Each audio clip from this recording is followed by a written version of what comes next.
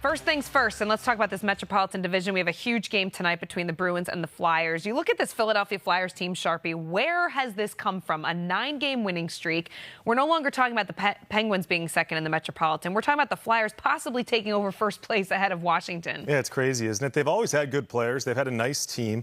I really like the coaching staff, the veteran group back there. They got Michel Therrien and Mike Yeo as assistant coaches. Both those guys have served as a head coach before, previously in the National Hockey League. And then Alain Vigneault has done a great job of kind of putting players in the right spots.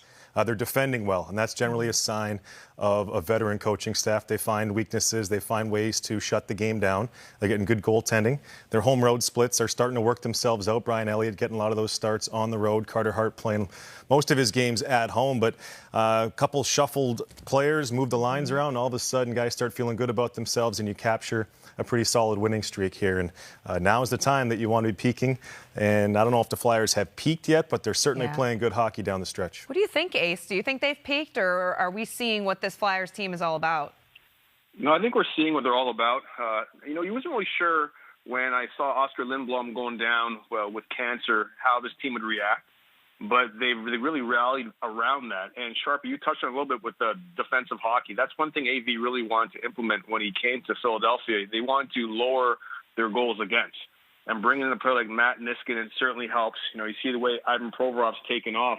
When they drafted him in the first round, this is the kind of player they expected. They want to see a guy that would get it done in the power play, but you could also play in all three zones of the ice.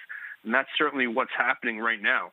So having Niskanen back there and having Braun back there settles things down dramatically in the defensive zone. And when you have a young goaltender like Carter Hart, where you want to make sure you limit the number of grade A shots, the Philadelphia Flyers have certainly done that. And you look at AV's record, Vancouver, Montreal, even New York most recently, all he does is make the playoffs.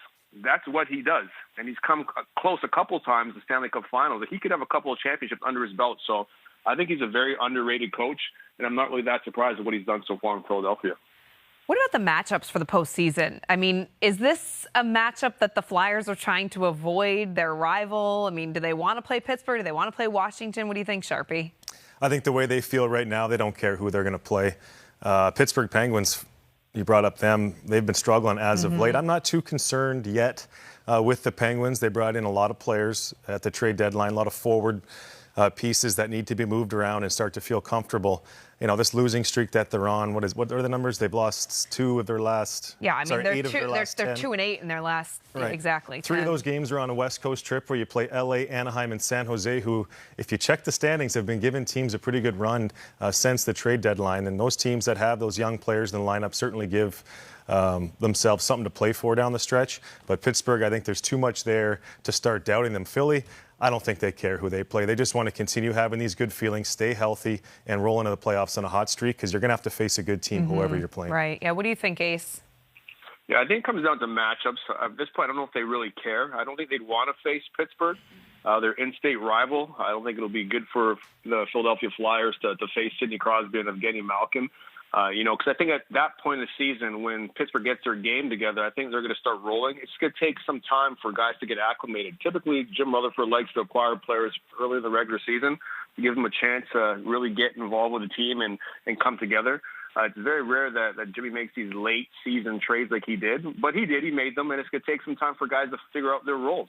Zucker's fitted nicely with Sidney Crosby, but as they start to get healthier, I think you'll see the Pittsburgh Penguins start to pick up their game. But I've always seen and said that it comes down to matchups. That first round, you want to have an easy matchup. Even though all the teams deserve to be there, there's some teams that match up easier with others. And I don't think the Flyers want to face the Pittsburgh Penguins, and I don't think the Penguins want to face the Flyers either. But ultimately, like what Sharpie said, you're going to have to face a good team at some point, so might as well get out of the way early.